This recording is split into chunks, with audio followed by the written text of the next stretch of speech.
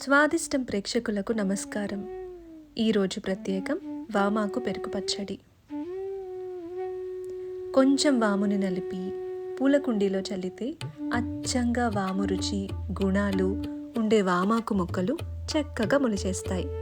మేడల మీద ఉంటున్న వాళ్ళు కూడా ఈ మొక్కల్ని తేలిగ్గా పెంచేసుకోవచ్చు. వామాకుకి వేడి చేసే గుణం వలన చలికాలంలో వంటికి కఫం ఎక్కువ చేరినప్పుడు, ఆకలి తగ్గినప్పుడు, అజీర్తి కలిగినప్పుడు బాగా ఉపయోగపడుతుంది. అంతేకాదు, కామెర్ల వ్యాధి, లివర్ వాపుకు కూడా దివ్యౌషధంలా పనిచేస్తుంది. ఈ వామాకుని కషాయం, కూర, బజ్జీ, చారు, మజ్జిగ పులుసు రూపంలో రకరకాలుగా చేసుకొని ఈ చలికాలంలో ఆస్వాదించవచ్చు. వామాకు పెరుగు పచ్చడి చేసుకోవడం మహా తేలిక.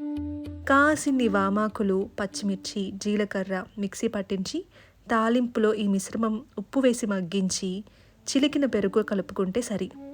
మంచి ఘాటుగా ఉన్న వామాకు పెరుగు పచ్చడి సిద్ధం. రెసిపీని డిస్క్రిప్షన్లో వివరంగా రాసి పెట్టుంచాను.